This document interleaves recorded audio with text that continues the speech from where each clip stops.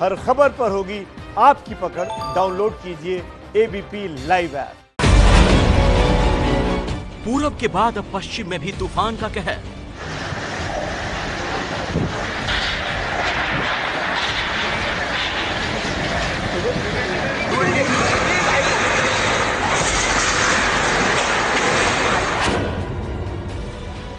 Amphan के बाद चक्रवाती तूफान निसर्ग का निशाना।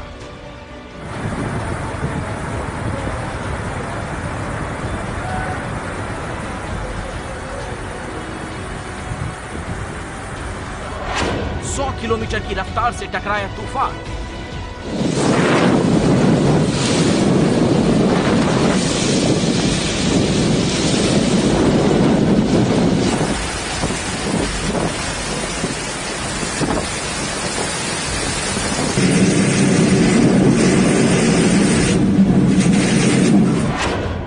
तूफान के असर से अरब सागर में हाहाकार।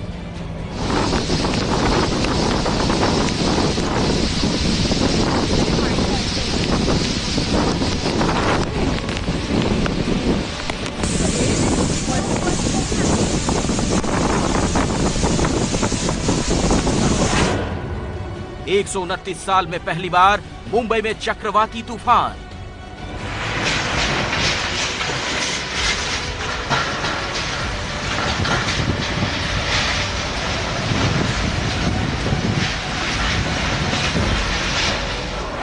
महाराष्ट्र, गुजरात में तूफान का सबसे ज्यादा असर।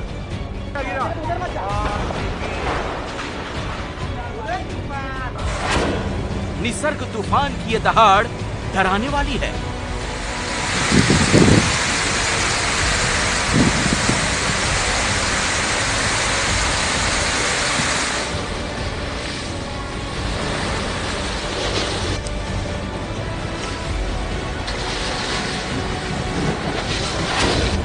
महा तूफान की आंखों देखी। नमस्कार, आप देख रहे हैं एबीपी न्यूज। आपके साथ हूं मैं रुबिका लियाकत और उम्मीद करती हूं अगर आप महाराष्ट्र, गुजरात और वेस्टर्न कोस्टलाइन इलाकों में रहते हैं तो आप अपना पूरा ख्याल रख रहे होंगे। देश इस वक्त कोरोना की मार झेल रहा है। मुंबई और महाराष्ट्र सबसे ज्यादा इसमें प्रभावित है। आपदा की इस घड़ी में कुदरती आपदा ऐसे आ रही है मान लो जैसे इस बार बौछार हो रही हो। मुंबई में आज 129 सालों के बाद या 29 सालों में पहली बार चक्रवाती तूफान आया है। तूफान का असर कोंकण के रत्नागिरी से लेकर मुंबई तक देखा जा रहा है। कहीं समंदर की ऊंची ऊंची लहरें उठ रही हैं, कहीं समंदर में जहाज घिर गया है, कहीं सड़कों पर पेड़ टूट गए हैं, कहीं इमारतों की छतें हवा में उड़ रही हैं। ये देखिए आप, परखच्चे उड़ रहे हैं। आज सीधा सवाल में हम महाराष्ट्र और गुजरात के चप्पे चप्पे में तैनात हमारे रिपोर्टर्स के जरिए महा तूफान की आंखों देखी आप तक पहुंचाने वाले हैं। लेकिन अपना प्लीज ख्याल रखिएगा। पहले हम चाहते हैं कि इस पूरे के पूरे तूफान के पीछे वजह और कितना नुकसान इसने पहुंचाया है और कितना ताकतवर या फिर वीक ये हुआ है, जान लीजिए।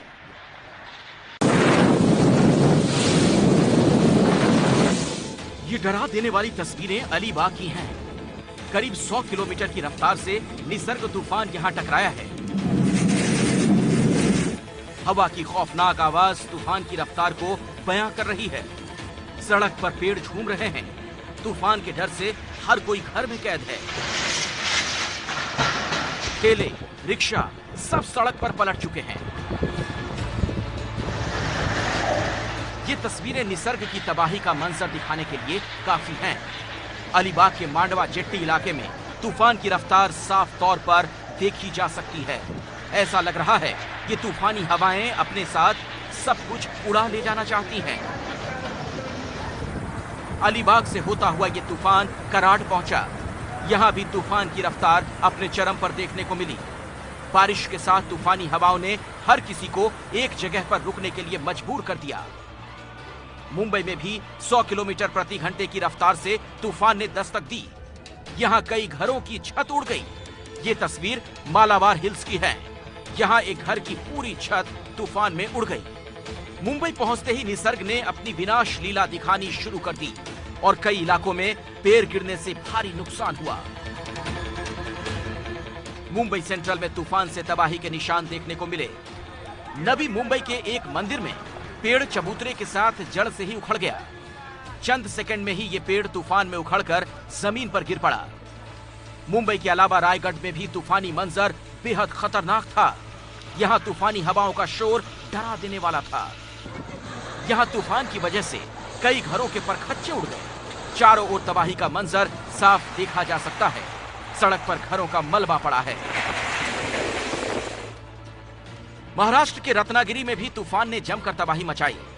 समंदर में तूफानी लहरें ऐसे उठ रही थीं कि पूरा जहाज लहरों में झूल रहा था।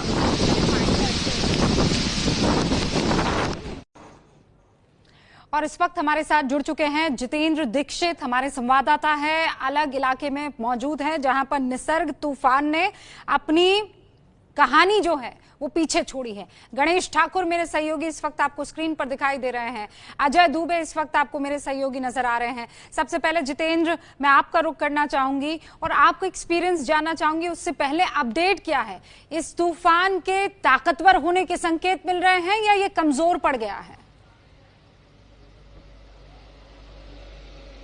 देखिए, अगर मैं मुंबई की बात करूं तो मुंबई में ऐसा नजर आ रहा है कि ये तूफान कमजोर पड़ गया है, क्योंकि मुंबई में अब बारिश भी बंद हो गई है और अब से करीब 1-1.5 घंटे पहले जो तेज हवाएं चल रही थी वो हवाएं भी जो अब उतनी तेजी से नहीं चल रही हैं। आसमान भी लगभग खुलता हुआ नजर आ रहा है। तो फिलहाल हम ये कह सकते हैं कि मुंबई में इस तूफान की तीव्रता बेहद कम हो चुकी है, लेकिन खतरा अभी भी पूरी तरह से टला नहीं है। अगले 1.5 और 2 घंटे और क्रूशियल होंगे। माना यह जा रहा है कि 7 बजे के बाद तक जो है वो तूफान के रेडियस से मुंबई अलग हो जाएगी और उसके बाद जो है राहत की सांस ले सकते हैं मुंबई वाले। लेकिन अब से कुछ देर पहले जो कुछ भी मुंबई ने देखा, ऐसा हाल के सालों में कभी नहीं देखा गया रूबिका। जिस तरह से तूफान ने शहर के अलग अलग इलाकों में तबाही मचाई। आप अपना ख्याल रखिएगा जितेंद्र, और लगातार जानकारी हम तक पहुंचाते रहिएगा। लेकिन एक सुकून की खबर आप ये बता रहे हैं कि संकेत ये मिल रहे हैं कि तूफान कहीं ना कहीं थोड़ा सा कम ताकतवर या फिर कमजोर दिख रहा है। गणेश ठाकुर, आप क्या कुछ फील कर रहे हैं और आपके पास क्या जानकारी है? पहले मैं चाहती हूँ कि आप तीनों अपडेट करवा दें हमारे दर्शकों को और उसके बाद इससे पहले क्या कुछ हुआ इस पर हम बात कर लेंगे। गणेश। अपडेट यह है रूबिका कि मुंबई पर ये कुदरत की मार से कुदरत नहीं बचाया है, क्योंकि अलीबाग जो लैंडफॉल था, अलीबाग की जगह ये इस साइक्लोन का लैंडफॉल दक्षिण की तरफ आया अलीबाग की, यानी श्रीवर्धन उस तरफ। इसी वजह से मुंबई पे इसका इम्पैक्ट कम देखने को मिला। अभी खतरा लगभग धीरे धीरे कम होते जा रहा है और 6 बजे के करीब, जो मैंने अभी IMD से बात की है, उनका कहना है कि 6 बजे के करीब ये साइक्लोन जो है वो शाहपुर, जो मुंबई से करीब 100 किलोमीटर दूर है, वहां उसका लोकेशन दिखाया गया है। अभी फिलहाल ये मुंबई से 60-70 किलोमीटर दक्षिण की तरफ, पेड़ की तरफ है और वहीं से होते हुए आगे की तरफ जा रहा है। यानी अलीबाग के दक्षिण में इसका लैंडफॉल होने से मुंबई बची, ऐसा कह सकते हैं। 6 बजे तक का टाइम है, जहां 2 से 3 और एक विंड स्टॉर्म जो है वो आ सकता है और बारिश हल्की हो सकती है। 6 बजे के बाद स्थिति लगभग सामान्य हो जाएगी, ऐसा IMD के लोगों का कहना है। और जैसा मैं बता रहा हूं कि मुंबई पे इसका असर जो होना था वो नहीं हुआ, सिर्फ और सिर्फ लैंडफॉल अलीबाग के दक्षिण पे उतरने की वजह से। गणेश, जब आप बात कर रहे हैं ना, तो हवा की आवाज जो है हम सुन पा रहे हैं और मेरे यहाँ स्टूडियो में बैठे बैठे रोंगटे खड़े हो गए हैं। इस तरीके का शोर हवा का सुनने को मिल रहा है 120 किलोमीटर प्रति घंटा पर। सोचिए किस तरीके के आलम होंगे। मैंने जितेंद्र की रिपोर्टिंग देखी थी जिसमें जितेंद्र अपने कदम को रोक नहीं पा रहे थे, हवा एकदम पीछे की तरफ उनको ढकेले चले जा रही थी। आप दोनों तो यहाँ महाराष्ट्र में मौजूद है, मुंबई में मौजूद है, लेकिन अजय दुबे मेरे सहयोगी वहां दमन में मौजूद है। आप ये बता रहे हैं अलीबाग के साउथ में अब लैंडफॉल हो गया है, लेकिन दमन का क्या आलम होने वाला है ये अजय ही बता पाएंगे। अजय, क्या आलम है निसर्ग का? देखिए, पहले जो गणना की गई थी उस आधार पर यह माना जा रहा था कि ये जो तूफान है मुंबई से होता हुआ दमन के, जो मुंबई के बाद पालघर और तमाम इलाके उनसे होता हुआ दमन की तरफ आएगा, पर अब जिस तरीके से पहले ही हिट कर चुका है और असर मुंबई तक होते होते बेहद कम हो गया है, आगे बढ़ चुका है, तो मांग के चला जा रहा है कि इस इलाके में जोरदार असर नहीं रहेगा। और सुबह से लेकर अब तक कोई बहुत खास और बहुत कोई खतरनाक मौसम में यहाँ पर अंतर भी नहीं देखने को मिला। दिन के समय में थोड़ी बारिश थी, हल्की हल्की हवाएं थी, पर इस समय तो बिल्कुल जो शाम का मौसम होता है वैसा कुछ हो रखा है। अरब सागर की गोद में ये जो विनाशकारी तूफान शुरू हुआ था वो दमन पहुंचने से पहले ही, सकारात्मक खबर यह है कि पहले ही बेहद ठंडा होता दिखाई दे रहा है। जी अच्छा, नवी मुंबई में हमने तो कई ऐसी तस्वीरें इनफैक्ट अभी दिख भी रही थी कि पेड़ उखड़ गए हैं, और ये वो कच्ची मिट्टी वाले पेड़ नहीं थे, बकायदा इसके ऊपर टाइल्स वाइल्स लगाए गए थे, उनको पक्का किया गया था, वो तक उखड़ गए हैं। जितेंद्र, मतलब मैंने ऐसा तो आलम नहीं देखा है। पश्चिम बंगाल से जरूर जब अम्फन तूफान के बारे में खबरें आ रही थी, लेकिन वहां अक्सर इसी तरीके से तूफान आते हैं। मुंबई ने तो 129 सालों में पहली मर्तबा इसे, मतलब रिकॉर्डिंग ही मेरे ख्याल से 1800 के आसपास शुरू हुई थी तूफानों की और नेचर की इन तमाम एक्टिविटीज की। जितेंद्र,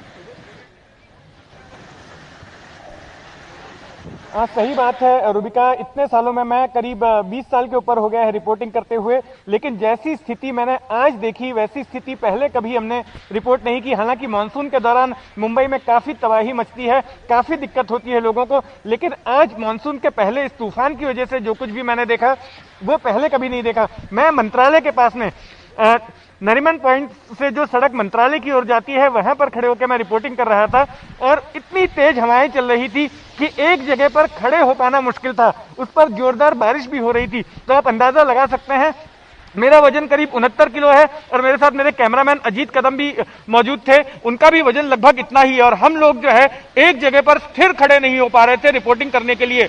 इसके अलावा जब हमने आसपास के इलाकों का चक्कर लगाया तो हमें पता चला कि कई सारे बड़े बड़े पेड़ जो है 50-60 साल पुराने पेड़, वो भी इस हवा का दबाव झेल नहीं पाए, इस तूफान की तीव्रता को झेल नहीं पाए, और ऐसे तमाम पेड़ जो है गिर गए। विधान भवन, महाराष्ट्र की विधानसभा जहां पर है उसके गलियारों में जो पेड़ हैं, वहां पर उनके प्रांगण में पेड़ हैं, वो गिर गए। नरीमन पॉइंट का जो बिजनेस डिस्ट्रिक्ट है मुंबई का, वहां के कई सारे पेड़ गिरे हैं। वानखेड़े स्टेडियम के बाहर के पेड़ गिरे हुए हैं, ब्रेबॉर्न स्टेडियम के बाहर के पेड़ गिरे हुए हैं। तो ये पेड़ गिरने की खबरें जो है ये शुरुआती तस्वीर को बयां करती हैं, लेकिन इसके बाद में ये भी खबरें आने लग गई कि कई इमारतों के हिस्से जो हैं, खास करके साउथ मुंबई की कुछ पुरानी इमारतें हैं, उनके कुछ हिस्से भी गिरे हैं। मुंबई से सटे हुए शहर जो है नवी मुंबई, ठाणे के इलाकों से, वहां से भी कुछ ऐसी खबरें आई कि किसी इमारत का छप्पर गिर गया या इमारत का कोई हिस्सा गिर गया, और वहां से भी पेड़ गिरने की लगातार खबरें आ रही हैं। लेकिन गनीमत की बात यह है कि कोई बड़ा जानो माल का नुकसान जो है वो नहीं हुआ है। अब तक किसी के हताहत होने की खबर मुंबई से नहीं आई है। रूबिका, इसलिए भी ना जितेंद्र, क्योंकि सबके सब घर में हैं, अभी कोरोना का कहर भी चल रहा है, और महाराष्ट्र और खासकर मुंबई में तो बहुत ज्यादा केसेस आ रहे हैं, तो लोग इस बात का भी ख्याल रखे हुए हैं, और इस बात का भी कि निसर्ग तूफान आ सकता है। हमारे साथ महेश पहलावत साहब मौजूद हैं, जो कि मौसम वैज्ञानिक है। महेश जी, मतलब ये मैंने अभी कुछ देर पहले ट्वीट किया है कि 2020 जाते क्यों नहीं हो प्लीज, क्योंकि इस तरीके की खबरें आ रही हैं, एक के बाद एक जो कुदरत का तांडव हो रहा है। व्हाट इज द रीजन, ये हो क्यों रहा है? देखिए रूबिका, ये जो तूफान आया था इसका कारण ये था कि अरब सागर में पिछले साल भी पांच तूफान आए थे, और ग्लोबल वार्मिंग हो रही है, क्लाइमेट चेंज हो रहा है, जिससे सी सरफेस टेम्परेचर बढ़ रहे हैं, तो उसी का असर देखा जा रहा है। तो इस समय भी सी सरफेस टेम्परेचर 30 से 33 डिग्री था, और तूफान बनने के लिए कम से कम 27.5 डिग्री टेम्परेचर होना चाहिए। तो जो कंडीशन थी फेवरेबल थी, और जब भी कोई लो प्रेशर एरिया बनता है और उस समय सी सरफेस टेम्परेचर अच्छे होते हैं तो इस तरह का तूफान बन जाता है। लेकिन ज्यादातर जो भी अरब सागर में तूफान बनते हैं वो नॉर्थ वेस्ट यानी उत्तर पश्चिम दिशा में चलते हुए ओमान या यमन की तरफ जाते हैं। बहुत कम होते हैं, 10 में से 2 होते हैं जो रिकर्व करते हैं, और अगर रिकर्व करते हैं तो अरब सागर के सेंटर में जाके करते हैं, जिससे कि वो कराची या गुजरात के आसपास पहुंचते हैं। जैसे पिछली बार वायु और महा पिछले साल 2 तूफान आए थे जो लेकिन वहां जाते जाते फिसल आउट हो गए थे। ये पहला तूफान है जो पहले ही रिकर्व का, एक तो ये बना ही कोस्ट के काफी पास में था और जल्दी रिकर्व किया इसने, और मुंबई के आसपास जाते जाते ये साउथ में शिफ्ट हो गया, जिससे मुंबई बच गई। और रायगढ़ और आप कह सकते हैं कि अलीबाग और रायगढ़ के बीच में हरिहरेश्वर के पास इसने लैंडफॉल किया। और ये थोड़ा सा ये है कि अतिशयोक्ति कह सकते हैं कि 2009 के बाद ये पहला तूफान है। 2009 में बयान आया था। जो 129 साल की बात है वो ये है कि जून के महीने में अभी तक तूफान नहीं आया था। अच्छा। और बयान जो था वो नवंबर के महीने में आया था। अच्छा, लेकिन महेश पलावत साहब, ये इतनी एक्टिविटीज या ये जो नेचुरल डिजास्टर हो रहे हैं, ये 2020 में ज्यादा हो रहे हैं या हम लोगों की नजरें इस 2020 में ज्यादा पड़ रही हैं? देखिए, अभी कोविड के कारण हमारी नजरें ज्यादा पड़ रही है। और वैसे अभी अम्फन आया है और ये जो मई से लेकर के नवंबर का महीना होता है, ये साइक्लोन सीजन होता है इंडिया के लिए। अरब सागर और बंगाल की खाड़ी में, बंगाल की खाड़ी में ज्यादा बनते हैं और सागर में कम बनते हैं। जैसे मैंने बताया, पिछले साल 5 तूफान बने थे जो अभी तक का रिकॉर्ड है। तो अब जैसे क्लाइमेट चेंज हो रहा है तो हो सकता है कि इस साल भी वही रिकॉर्ड बन जाए या उससे भी ज्यादा बन जाए, ये देखने वाली बात है। तो अब आपको आगे ज्यादा फ्रीक्वेंसी और इंटेंसिटी देखने को मिलेगी। किस चीज की, मतलब तूफान आने की?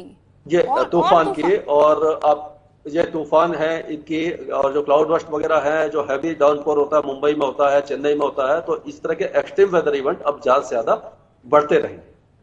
अब ये बढ़ते रहेंगे। मैं इसका रीजन आपसे जानना चाहूंगी। संतोष कुमार साहब भी जुड़ चुके हैं। प्रोफेसर संतोष कुमार जो है national institute of disaster management से ताल्लुक रखते हैं। लेकिन संतोष जी, मैं आपका रुख करूं, एक रिपोर्टर हमारे जुड़ गए हैं अलीबाग से, वेदांत, जरा उनका रुख करते हैं, क्योंकि अभी गणेश बता रहे थे कि अलीबाग में, और पलावत साहब ने भी बताया कि अलीबाग के साउथ में जो है अब इसका लैंडफॉल है और इसी की वजह से मुंबई जो है वो बच गई है। तो वेदांत, जरा मुझे ये बताइए, वहां पर अपडेट क्या है, किस तरीके का आलम है? क्या तूफान वहां पर कमजोर पड़ गया है? क्योंकि 120 किलोमीटर प्रति घंटे की रफ्तार से हवाएं चल रही थी, अब ये जानकारी मिल रही है कि 50 किलोमीटर प्रति घंटा हो चुका है वो आंकड़ा। रूबिका, हमने देखा कि दोपहर में 1 बजे से लेकर 4 साढ़े 4 तक जो तेज हवा थी वो चल रही थी। जिस तरह से आपने कहा कि निसर्ग चक्रवात का जो तूफान था उसकी जो स्पीड थी, उसकी जो तेजी थी वो 100 से लेकर 120 किलोमीटर पर आवर थी। लेकिन अब आप देख सकते हैं कि थोड़ी बहुत वो तेजी कम हो गई है और बारिश भी जो है वो रुक गई है। और इस कारण जब आप देख सकते हैं कि 3-4 घंटे के बाद जो रास्ते हैं, जो रोड है, वहां पर आप देख सकते हैं कि कई जगहों पर पेड़ गिरे हैं, कई जगहों पर हमने यहाँ पर देखा कि जो बिजली के पोल है वो गिर गए हैं, तो कई लोगों के छत यहाँ से छत भी उड़ गए हैं। तो आप देख सकते हैं कि इसका नुकसान क्या हुआ। इस तरह का चक्रवात जो है, इस तरह का तूफान है, अलीबाग के लोगों के, यहाँ के स्थानिक लोगों ने कभी नहीं देखा। पूरी तरह से प्रशासन ने तैयारी की थी, इसलिए कई लोग जो थे वो घर पे ही बैठे थे। इस कारण जो जीवित हानि है वो नहीं हुई है, ऐसा कलेक्टर का कहना है। लेकिन आप देख सकते हैं कि इसके बाद अब स्थिति जो है वो सामान्य होती जा रही है, क्योंकि 12:30-1 के दरमियान हमने दोपहर में देखा था कि यहाँ पर खड़े रहना मुश्किल था, इतनी तेज हवा थी। तो अब स्थिति सामान्य होती जा रही है रायगढ़ में, और एनडीआरएफ की जो टीम है वो रोड पर, जो जिस तरह के आप देख सकते हैं कि कई रोड जो है वो ब्लॉक हो चुके हैं, कई जगहों पर पेड़, कई जगहों पर बिजली के पोल जो है वो बाजू को करने का काम जो है वो एनडीआरएफ की टीम कर रही है। रूबिका, और हम आप की रिपोर्टिंग में भी उन हवा को और हवा की आवाज को बहुत अच्छे तरीके से सुन पा रहे हैं। वेदांत, प्लीज अपना ख्याल रखिएगा। हमारे साथ प्रोफेसर संतोष कुमार भी जुड़े हुए हैं, जैसा मैंने बताया कि national institute of disaster management से ताल्लुक रखते हैं। एनआईडीएम इस तरीके के जब तूफान या इस तरीके का कोई डिजास्टर जब आने वाला होता है, किस तरीके से निपटता है और कितनी तैयारियां होती है? क्या बहुत बड़े चैलेंजेस में ये होता है कि बहुत कमियां हैं जिस पर पार पाना फौरन बड़ा दिक्कत भर हो जाता है? देखिए, 2-3 तरह की चीजें हैं। एक तो वर्तमान परिस्थिति बिल्कुल अलग है पूर्व की परिस्थिति से। इस तरह की आपदाएं जब पूर्व में कभी आई हैं तो उसके चैलेंजेस अलग रहे थे, और अभी जो कोविड के समय जो इसकी परेशानी अलग है। 2 तरीके से इसको देखा जा सकता है। जैसे हमारे पूर्व प्रवक्ता ने कहा कि साइक्लोनिक स्टॉर्म अभी बढ़ते जा रहे हैं और हाइड्रोमेट्रोलॉजिकल जो डिजास्टर्स हैं वो काफी इंटेंसिटी के साथ आ रही है। इंटेंसिटी का मतलब कि उसकी तेजी ज्यादा रहती है, रफ्तार तेज होता है और उसके प्रभाव बहुत ज्यादा होते हैं। जैसे साइक्लोन फनी को आपने देखा, हुदहुद को देखा, कई साइक्लोन हैं जो हमारे ईस्टर्न कोस्ट में और वेस्टर्न कोस्ट है। तो इस तरह की जितने भी साइक्लोन होते हैं उसका हमारी संस्था जो है राष्ट्रीय आपदा प्रबंधन संस्थान उसका अध्ययन करती है और उसके बाद इन चीजों को हम लोग शेयर करते हैं अपने जो रिस्पॉन्डर्स हैं, जैसे एनडीआरएफ हैं, हमारे स्टेट की टीम्स हैं, स्टेट डिजास्टर रिस्पॉन्स फोर्सेस हैं, लोग हैं, कम्युनिटी के लोग हैं, इनसे इन पे बात करके इन पे आगे की रणनीति तय करते हैं कि आगे की परिस्थितियां अगर ऐसी बनती हैं तो हमारे पास क्या नए आयाम आते हैं और क्या हमने इससे सीखा।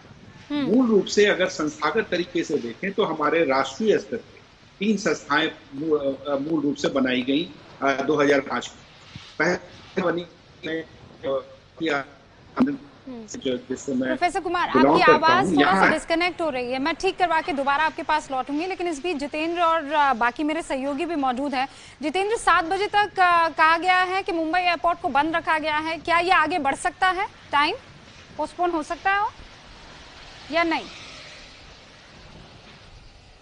ये देखेंगे कि 7 बजे तक जो है मौसम फिर से ना खराब हो जाए, और क्योंकि अभी तक 7 बजे तक का खतरा पूरी तरह से टला नहीं है, 7 बजे तक ये देखा जाएगा कि फिर से अगर भारी बारिश नहीं होती है और तेज हवाएं नहीं चलती हैं तो उसके बाद में इस एयरपोर्ट को खोल दिया जाएगा, ऐसी जानकारी मिल रही है। फिलहाल की अगर मैं बात करूं तो फिलहाल मौसम को देखते हुए ये कह सकते हैं कि स्थिति सामान्य लगभग हो गई है। मुंबई में बारिश पूरी तरह से बंद है, तेज हवाएं चलना पूरी तरह से बंद है। और मैं बता दूं कि सड़कों पर हालांकि चूंकि लॉकडाउन जारी है 30 जून तक, आज से आंशिक तौर पर खुलना था, खास करके जो प्रोमेनेड का इलाका है मरीन ड्राइव पर, लोगों ने उम्मीद मान रखी थी कि आज वहां पर वॉक वगैरह करने के लिए जाएंगे, सरकार ने भी छूट दी थी। लेकिन अब इस साइक्लोन को देखते हुए सरकार ने हिदायत दी थी कि कोई भी अपने घरों से बाहर ना निकले, तो फिलहाल यहां पर सन्नाटा है। लेकिन अगर ऐसी हिदायत नहीं होती और साइक्लोन का खतरा नहीं होता तो आज मुंबई में कुछ अलग ही शक्ल हमें देखने मिलती। आज हम देखते कि कई इलाकों में, खास करके जो बीचेस हैं, ये गिरगांव चौपाटी आपको सामने नजर आ रहा है, लोगों को यहां पर आने की इजाजत दी जाती है। हालांकि इसके लिए भी कई सारे शर्तें रखी गई थी सरकार की ओर से कि सोशल डिस्टेंसिंग को पालना है और लोग ग्रुप बनाकर नहीं आएंगे। सड़क समुद्र तटों के किनारे लोग टहल सकते हैं, जॉगिंग कर सकते हैं, व्यायाम कर सकते हैं, लेकिन इस साइक्लोन की वजह से आज ऐसा नहीं हो पा रहा है। रूबिका। जितेंद्र, अभी तो बारिश भी लगातार होने की संभावना मेट्रोलॉजिकल डिपार्टमेंट की तरफ से आई है। हालांकि अभी हम तस्वीरों में देख रहे हैं बारिश हो तो नहीं रही, लेकिन संभावना है, और हवा भी, उसकी भी रफ्तार कुछ 50 किलोमीटर प्रति घंटा की रफ्तार से रहने का अनुमान है।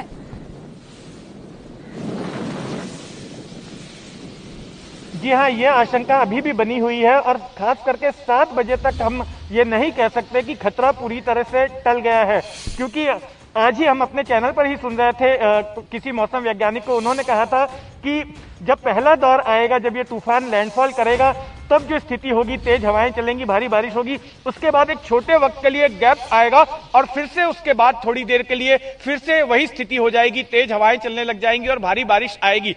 तो अब ये देखना है, चूंकि जो जानकारी मिल रही है वो ये है कि अलीबाग के दक्षिण से साइक्लोन जो है दूसरी तरफ निकल गया है कराड़ होते हुए, जैसे अभी गणेश ने जानकारी दी कि पेड़ से शाहपुर की तरफ जा रहा है, तो शायद मुंबई पर अब वापस उसका प्रभाव ना पड़े। लेकिन जी हाँ, महाराष्ट्र के जो दूसरे हिस्से हैं मुंबई से सटे हुए, वहां पर इनका प्रभाव जरूर पड़ सकता है। रूबिका। हमारे साथ पलावत साहब है ही, मौसम वैज्ञानिक है। पलावत साहब, मैं ये जानना चाहती हूँ कि आप, चूंकि लैंडफॉल, हमने अक्सर देखा है कि जो बहुत मजबूत तूफान की भविष्यवाणी होती है, कई बार आते आते आते कमजोर पड़ जाता है। निसर्ग के साथ भी बिल्कुल वैसा ही हुआ है, लेकिन लैंडफॉल चेंज हो जाने की वजह से वो दूसरे इलाकों को नुकसान नहीं पहुंचाएगा, ये क्लियर है? जी हाँ, ये क्लियर है, क्योंकि ये जो जैसे इंटेंसिटी थी, हमने बताया था कि 100 से 110 चलेगी या 120 जा सकती है, तो 100 किलोमीटर थी, यानी कि 10-20 किलोमीटर का ही फर्क था। और अलीबाग में काफी ज्यादा नुकसान हुआ है, जैसे आपने दिखाया अभी चैनल पर। और जब ये लैंडफॉल करता है तो इसको मॉइस्चर फीड जो मिल रही होती है समुद्र से, वो कट ऑफ हो जाती है। तो जब ये जमीन पर आ जाता है, तो अगर मॉइस्चर फीड कट ऑफ हो जाती है तो ये कमजोर होने लग जाता है। और यही कारण रहा है कि ये दक्षिण में था मुंबई के, तो मुंबई इससे बच गया। और अब ये जो आगे बढ़ेगा तो धीरे धीरे और कमजोर होता जाएगा। तो मुंबई में अब दोबारा तेज बारिश या तेज हवाओं की संभावना नहीं है। हाँ, बारिश का 1-2 दौर आ सकता है जो मॉडरेट रेन हो सकती है, लेकिन जो आप कहें कि बहुत तेज हवा आएगी, वो अब बिल्कुल भी संभावना नहीं है। ये हल्की हवाएं ही रहेगी और कल होते होते यानी देर रात तक सामान्य हो जाएगी स्थिति। और क्योंकि ये अब जो आगे बढ़ रहा है पेन और उसके आसपास होते हुए पुणे के साथ साथ आगे बढ़ेगा, तो उस जगह पर ये बारिश अच्छी देगा। यानी नॉर्थ मध्य महाराष्ट्र में, पुणे के आसपास के इलाकों में, नासिक में, मालेगांव, जलगांव, धार और खांडवा, खरगांव, ये जो इलाके हैं मध्य प्रदेश के, इन इलाकों में भारी बारिश रहेगी, लेकिन हवाओं की रफ्तार कम रहेगी। जैसे नॉर्मल ठंडा शावर में होता है उसी तरह की एक्टिविटी रहेगी। तो मुंबई को अब कोई भी खतरा नहीं है। और बाकी भी जो मध्य महाराष्ट्र जो आंतरिक जिले हैं उन इलाकों में भी बारिश तो होगी भारी, लेकिन हवा बहुत ज्यादा नहीं होगी। जो नॉर्मल मानसून में तेज बारिश होती है आपने देखा होगा, उसी तरह की बारिश होगी। तो आप खतरा कह सकते हैं कि लगभग टल चुका है। तो वो जो तेज हवा चलती है जिसकी वजह से छतों की छत उड़ जाती है, घरों की, पेड़ गिरने लगते हैं, गाड़ियों को बड़ा नुकसान होता है, अगर कोई चल रहा है रास्ते में वो तार टूट जाते हैं, पोल टूट जाते हैं, ये सब अब नहीं होगा क्योंकि रफ्तार उसकी कम हो गई है। बारिश होगी इन इलाकों में, जैसा महेश पलावत साहब बता रहे हैं। एक छोटे से ब्रेक के लिए रुक रहे हैं, लगातार अपडेट हम आप तक पहुंचाते रहेंगे। आप अपना ख्याल रखिए। महाराष्ट्र पर निसर्ग का जो निशाना था वो कहीं ना कहीं चूका हुआ तो दिख रहा है। मुंबई में तूफान तो चला गया है लेकिन तबाही के निशान छोड़ गया है। धीरे धीरे निसर्ग तूफान से हुई तबाही अब सामने आ रही है। मुंबई से दो तस्वीरें अभी आप स्क्रीन पर देख रहे हैं, एक तो कल्याण की है और एक डोंबिवली की है। कल्याण में देखिए होर्डिंग किस तरीके से गिर गई और वहां से आपको ट्रैफिक गुजरता हुआ दिखाई दे रहा होगा। एक बस आपको बेस्ट की दिख रही होगी, सफेद कुछ गाड़ियां आपको नजर आ रही होगी और इतनी तेज हवा चल रही थी कि ये बड़ा सा होर्डिंग, मतलब कुछ बहुत बड़ा हो सकता था, एक्सीडेंट हो सकता था बड़ा, लेकिन चूंकि प्लॉट खाली था तो वो होर्डिंग उस प्लॉट में जा गिरी और आसपास की गाड़ियों को, लोगों को नुकसान नहीं पहुंचा। डोंबिवली की आप तस्वीर आपको कुछ ही देर में मैं दिखाऊंगी, लेकिन उससे पहले ये देखिए किसी की बालकनी से ली गई ये तस्वीर है, मोबाइल फोन से ली गई तस्वीर है। लोग बाहर देखने के लिए आए कि बहुत तेज तूफान है और ऐसे में अचानक ये विज्ञापन का बोर्ड गिर गया। आपको चीख भी सुनाई दे रही होगी और वहां पास से गुजरता हुआ ट्रैफिक भी दिख रहा होगा आपको, क्योंकि आज थोड़ी बहुत छूट मुंबई में मिली है। ये कल्याण की तस्वीर आपको दिखा रहे हैं। अब ये तस्वीर तो ले ली गई, लेकिन बार बार हम आपसे यही प्रार्थना कर रहे थे, निवेदन कर रहे थे कि ये देखिए कितना भारी होता है, ये आप अच्छे से जानते हैं और ये किस तरीके से नुकसान पहुंचा सकता था। शार्प ऑब्जेक्ट की कैटेगरी में डालते हैं आप इस टिन शेड को जो उड़कर और नीचे जा गिरा। वहां कुछ लोगों ने ये तस्वीर अपने कैमरे में रिकॉर्ड की, घर के अंदर ही वो लोग मौजूद थे, लेकिन चूंकि तेज हवा चल रही थी और ये देखिए किस तरीके से, मान लीजिए अगर बाहर कोई होता तो भयंकर हादसा हो सकता था, एक्सीडेंट हो सकता था। अब खबर आपको ये बता दूं कि मुंबई एयरपोर्ट जो है वो 6 बजे खुल जाएगा। 7 बजे तक का वक्त था कि देखेंगे ये तूफान अगर तबाही मचाता है, क्योंकि 129 साल में जून के महीने में कभी भी इस तरीके का तूफान नहीं देखा गया है। अभी महेश पलावत जो कि मौसम वैज्ञानिक थे उन्होंने क्लियर किया है कि इससे पहले तूफान आए हैं, लेकिन नवंबर के महीने में आए हैं। बिन मौसम बारिश हो रही है, बिन मौसम आप देखिए किस तरीके से कभी ठंड बढ़ जाती है, कभी गर्मी होने लगती है। गणेश ठाकुर मेरे सहयोगी मुंबई से ही जुड़ गए हैं, तो मुंबई में तूफान का खतरा तो टल गया है, वो संकेत साफ तौर पर मिल रहे हैं, लेकिन गणेश बारिश लगातार होने की अभी भी भविष्यवाणी की जा रही है।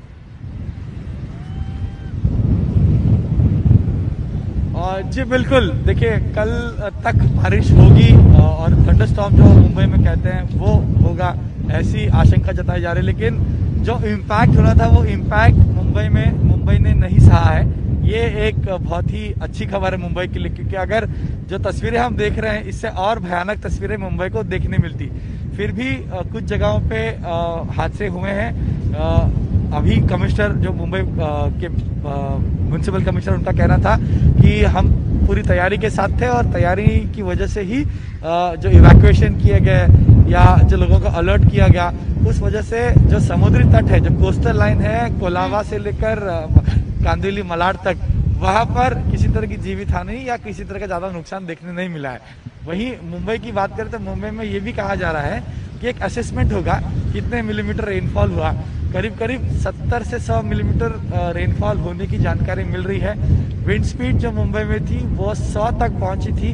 तो ये सब अभी कैलकुलेट करके कहा जाएगा कि नुकसान कितना, नुकसान का पंचनामा भी किया जाएगा। हाँ। सिर्फ मुंबई में नहीं तो रत्नागिरी नहीं, और अब तो धीरे धीरे तस्वीरें आ रही ना गणेश, तरफ ये बड़ा है। अभी तो तूफान आया, अलर्ट दिया, और जो कुछ तस्वीरें हमारे पास आ सकती थी वो हमने तस्वीरें दिखाई है, और वो भी भयानक तस्वीरें हैं। टिन के शेड उड़ जाना और होर्डिंग्स गिर जाना, ये बताता है कि हवा में ताकत कितनी थी। और अब ये आप देखिए, अब से कुछ ही देर में हमारे साथ आईएमडी के महानिदेशक डॉक्टर मृत्युंजय महापात्रा जो हैं वो जुड़ने वाले हैं। और ये जो आप स्क्रीन देख रहे हैं, इसमें इस तूफान के मूवमेंट को आप बहुत अच्छे से मॉनिटर कर सकते हैं, तूफान के मूवमेंट को आप अच्छे से देख सकते हैं। कहा यह जा रहा है कि निसर्ग जिस तरह की तबाही मचाने की जो आशंका थी, ऊपर वाले का शुक्र है ये तूफान कमजोर पड़ गया। इसका लैंडफॉल कुछ और होना था, और इसका लैंडफॉल अलीबाग के दक्षिण में वहां भी भारी तबाही मचाई है, लेकिन कमजोर पड़ गया है चक्रवाती तूफान। इसका मतलब ये नहीं है कि बारिश नहीं होने वाली है, इसका मतलब ये नहीं है कि हवा नहीं चलने वाली है। तूफान का असर कम हुआ है, लेकिन मध्य प्रदेश और महाराष्ट्र के अलग अलग इलाकों में बारिश होगी, ये भविष्यवाणी हो गई है। अजय मेरे सहयोगी जुड़ चुके हैं, क्योंकि बार बार ये कहा जा रहा था कि ये तूफान जैसे जैसे जाएगा, ये वेस्टर्न कोस्ट लाइन जो है, यानी मुंबई आ गया, महाराष्ट्र आ गया, गुजरात आ गया, गोवा आ गया, और फिर वो डाई डाउन करता हुआ नीचे की तरफ जाता, और वहीं पर दमन और दीव भी। वहां पर मेरे सहयोगी अजय मौजूद है। अजय बता रहे हैं कि यहां आते आते तूफान कमजोर हो गया और बहुत ज्यादा नुकसान नहीं है, लेकिन फिर भी वहां लगातार हवाएं चल रही है तेज। अजय जी, हवा है और हल्की फुल्की जो बूंदाबांदी है वो भी शुरू हो गई है, लेकिन उस अरब सागर की एक तस्वीर आपको दिखाते चले। इसी अरब सागर से उस तूफान के आने की आशंका, चिंता, तनाव था, पर यह अरब सागर बिल्कुल शांत, और अभी कुछ मिनटों पहले तक जो यहाँ तट तक था, अभी तकरीबन 1.5 किलोमीटर पीछे ये जो लो टाइड है, तो उसमें पानी जो है समुद्र का पीछे हट चुका है। जिस अरब सागर से उम्मीद लगाई जा रही थी कि अरब सागर की गोद में जो तूफान पैदा हुआ था, यहां से मुंबई, पालघर, उन इलाकों से होता हुआ दमन तक पहुंचेगा, पर सकारात्मक खबर, मुंबई से पहले ही उसने दिशा बदली, और जो तूफान, जो तबाही की आशंका व्यक्त की जा रही थी वो खत्म हुई। हम भी इंतजार कर रहे थे सुबह से, एनडीआरएफ की टीम भी आपको दिखाई देगी। देखिए, एनडीआरएफ की टीम भी सुबह से यहां पर मौजूद है। सुबह से लोगों को हटाने का सिलसिला जारी था, मुस्तैदी से ये लोग भी खड़े थे, पर अब जबकि सब कुछ सामान्य होता दिख रहा है, तो इनके चेहरे पे भी मुस्कान है। कुछ देर पहले तक इसी जगह पर ये लोग मौजूद थे, यहां से नजर बनाए हुए थे, पर अब क्योंकि स्थिति सामान्य दिख रही है, हल्की फुल्की हवा है, हल्की फुल्की बूंदाबांदी है, तो चेहरे पर मुस्कान। डॉक्टर मृत्युंजय महापात्रा हमारे साथ जुड़ चुके हैं, जो कि आईएमडी के महानिदेशक हैं, मौसम विभाग के महानिदेशक हैं। डॉक्टर महापात्रा, बहुत बहुत शुक्रिया हमारे साथ जुड़ने के लिए। आई होप आप मुझे सुन पा रहे होंगे, अपना ख्याल भी आप रख रहे होंगे, लेकिन इस तूफान के बारे में अब लेटेस्ट जानना चाहते हैं दर्शक।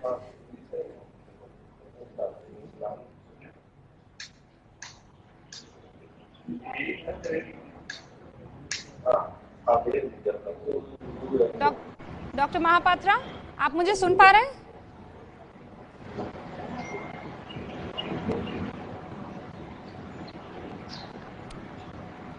कुछ टेक्निकल इशू है, लेकिन उनका जुड़ना महत्वपूर्ण है, क्योंकि वो स्टडी कर रहे हैं, महानिदेशक हैं आईएमडी के, और ऐसे में आपको बहुत सारी इनसाइट जो जानकारी है, इंफॉर्मेशन है, वो मिलेगी। इसलिए हमारे साथ बने रहिएगा, हम संपर्क साधने की कोशिश कर रहे हैं। लेकिन हमारे साथ जितेंद्र भी मौजूद हैं।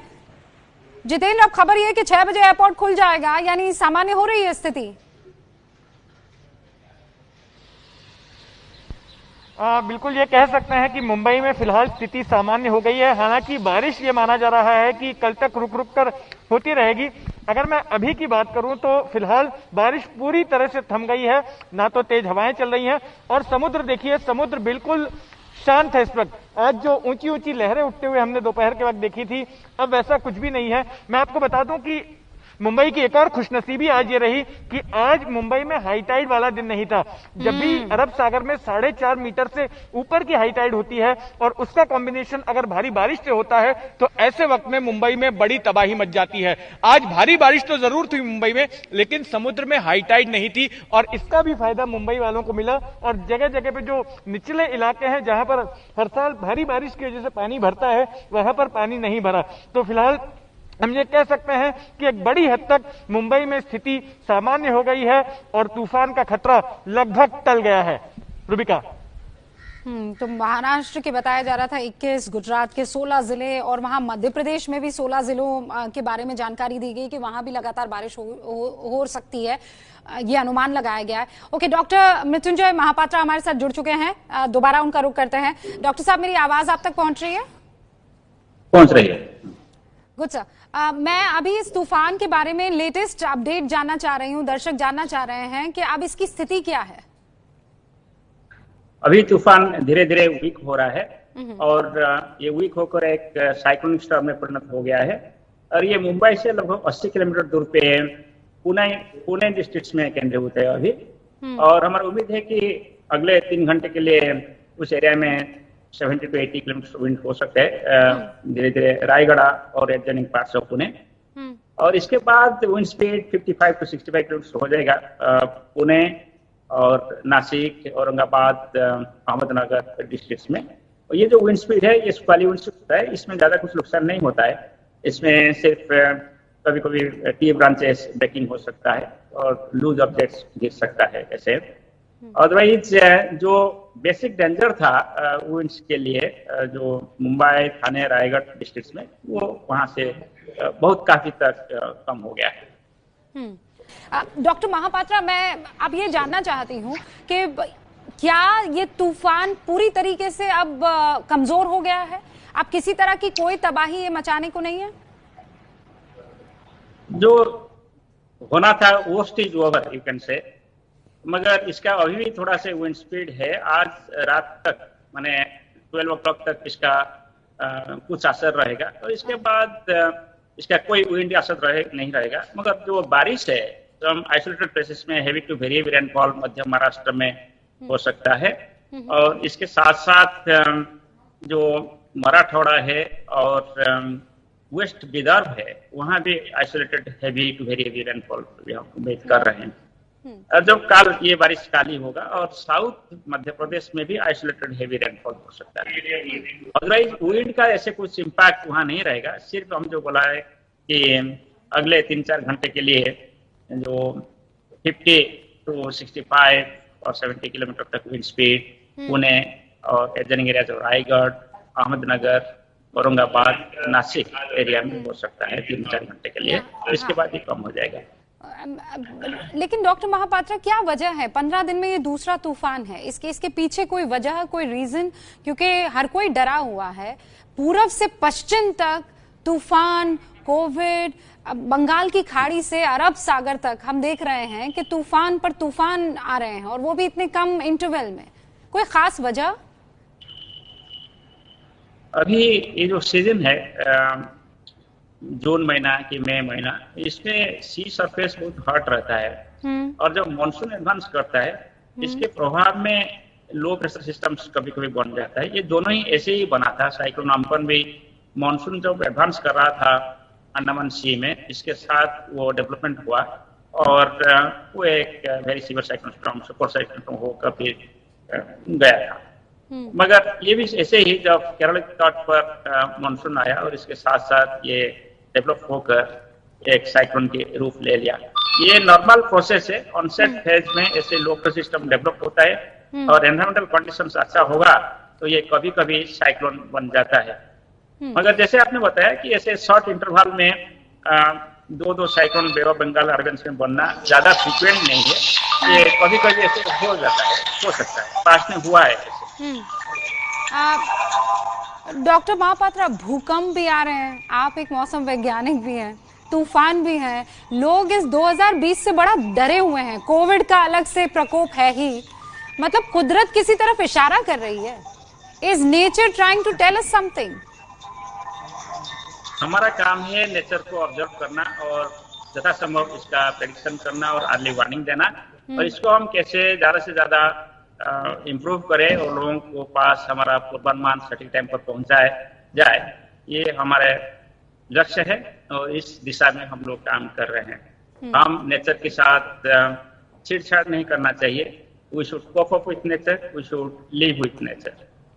कोप up with nature and live with nature. Doctor Mahapatra, इसी संदेश के साथ बहुत बहुत शुक्रिया हमारे साथ जुड़े रहने के लिए। तो डॉक्टर महापात्रा ने बिल्कुल क्लियर कर दिया है कि जो इस वक्त मौसम विभाग का अनुमान है, वो IMD का जो अनुमान है वो ये है कि अब ये कमजोर हो गया है, लेकिन टेल जो है वो अभी भी रहती है इस तूफान की, और कई जगह पर तेज बारिश और हल्की फुल्की तेज हवाएं आपको महसूस होंगी।